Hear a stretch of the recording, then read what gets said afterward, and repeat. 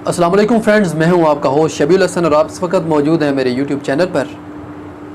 और आज 70 साल बाद भी जो है स्टिल कश्मीर और फ़लस्तीन का जो मसला है, जो गासिबाना कब्ज़ा है इज़राइल और भारत की जानिब से, वो स्टिल उसी जगह पर है, यानी ये मसला हल नहीं हो सका। और आप ये बात सुनकर हैरान हो जाएंगे कि वजह सिर्फ़ एक ही है और वो है डिप्लोमेटिक फेलियर। जी हाँ, आप ये सुनकर हैरान ज़रूर हो गए होंगे, लेकिन मेरे नज़दीक जो मेरा एनालिसिस है, सिर्फ़ एक ही वजह है डिप्लोमेटिक फेलियर। पाकिस्तान ने कश्मीर के मसले को लेकर 1948, 1965, 1971 और 1999 के बाद दीगर भी काफ़ी सारी झड़पें इंडिया के साथ होती रहीं, लेकिन स्टिल कश्मीर का मसला उधर का उधर ही है। जबकि हम इस चीज़ को एडमिट करते हैं कि पाकिस्तान और भारत के बीच में जो एक कॉन्फ्लिक्ट की रीज़न्स है, वो भी कश्मीर का मसला ही है। जबकि इज़राइल उसके ख़िलाफ़ 1948, 1956, 1967 यानी 1967 और 1973, फिर 1982 और उसके बाद इवन 2006 तक जो है वो जंगें और झड़पें होती रहीं, लेकिन स्टिल बैतुल मक़दस, मस्जिद अक्सा और फ़लस्तीन का मामला उसी जगह पर मौजूद है। यानी अगर हम देखें कि जंगी तरीके से हम इस मसले को हल कर सकते, तो वो भी पॉसिबल हमारे लिए हुआ नहीं है। आप दुनिया का इंटरेस्ट चेक करें। मसलन पूरी दुनिया से सबसे जो बड़ी मुआशी मंडी है दुनिया की, जहाँ पर पूरी दुनिया का सामान की खपत है, इंपोर्ट सबसे ज़्यादा है, वो इंडिया है। मीन्स के काफ़ी सारे जो ममालिक हैं उनका इंटरेस्ट इंडिया के अंदर है। इसराइल से इंडिया हर साल तकरीबन $10 बिलियन का जंगी साजो सामान खरीदता है। यूएसए जो है वो सबसे बड़ा सपोर्टर है इसराइल का, तो आप उस साइड से भी देख लें कि यूएसए जो है वो इसराइल को सपोर्ट कर रहा है और इसराइल जो है वो भारत को सपोर्ट कर रहा है। पूरी यूरोपीय मंडियों का जो है, यूरोपीय जो ममालिक हैं उनका इंटरेस्ट इंडिया के अंदर है।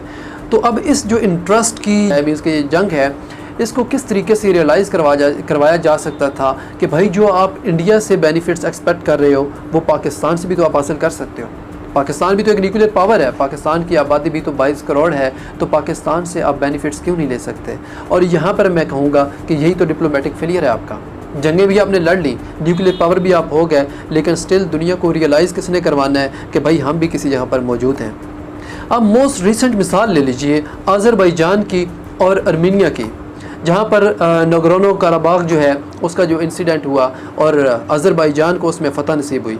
और वो किस वजह से हुई? क्योंकि पाकिस्तान और तुर्की इन्होंने सिर्फ मॉरल सपोर्ट किया, लेकिन मॉरल सपोर्ट ही इतनी सफिशेंट थी कि उन्होंने जो गासिबाना कब्ज़ा था आर्मीनिया का, उससे अज़रबैजान ने वापस करवा लिया। फिर आप मिसाल लीजिए इसमें अभी जो मोस्ट रिसेंट है इसराइल और फ़लस्तीन का जो कॉन्फ्लिक्ट हुआ है, इसके अंदर भी तो आपने मॉरल सपोर्ट ही किया सिर्फ। मीन्स कि तुर्की और पाकिस्तान ने इंटरनेशनल लेवल पर ये जो एक स्टांस था उसको लिया और बताया कि इसराइल जो है ये जंगी क्राइम का मुर्तकब हो रहा है और मासूम शहरियों को निशाना बना रहा है, और आपकी डिप्लोमेसी की वजह से वहाँ पर जंगबंदी हो गई। और ये मॉरल सपोर्ट कब ख़त्म हुई? जब अरबों ने फ़लस्तीन को सपोर्ट करना छोड़ दिया, और अरबों ने ही और जो बाकी जो मुस्लिम उम्मा थी उन्होंने कश्मीर के मामले को भी जो है वो उस तरह से सीरियस नहीं लिया और पाकिस्तान को सपोर्ट करना छोड़ दिया।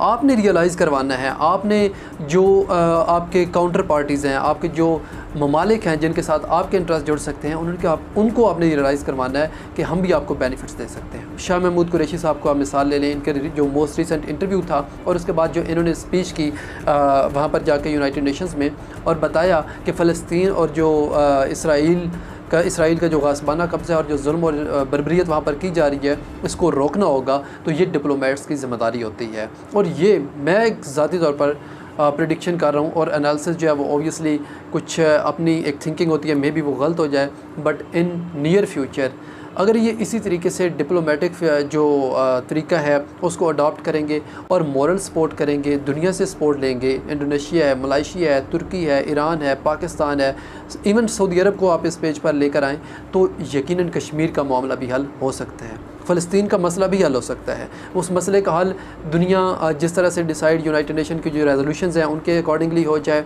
फ्रीडम के जो एक फ्रीडम है लाइक कश्मीरियों को कि फ्री वो वोट कास्ट कर सकते हैं, उनकी अपनी जो अपनी उनकी विल होगी उसके हिसाब से भी सॉल्यूशन आ सकते हैं। लेकिन इन सारी चीज़ों के लिए ज़रूरी है कि आप एटलीस्ट जो है वो अपनी जो मौजूदगी है उसको रियलाइज़ करवाएं, और जो दीगर इस्लामी ममालिक हैं उनको लेकर आएँ, आप रियलाइज़ करवाएं इंटरनेशनल लेवल पर कि ये सॉल्यूशंस हो सकते हैं। वर्ल्ड वार 1 हुई, वर्ल्ड वार 2 हुई, उसके बाद कई सारी जंगें हुई, लेकिन उसको तो इस्लामिक जो एक्सट्रीमिस्ट थे उन्होंने प्रमोट नहीं किया। ईसाई और यहूदी भी लड़ते रहे, ईसाई और ईसाई भी लड़ते रहे।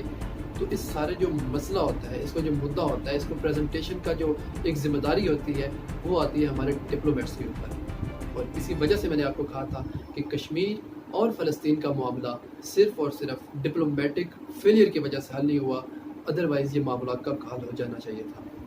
अपने जो फीडबैक है उसको कमेंट्स बॉक्स में ज़रूर शेयर कर दीजिएगा। चैनल को लाइक और सब्सक्राइब कर दें। मिलते हैं नेक्स्ट वीडियो में, तब तक अपना ख्याल रखिएगा।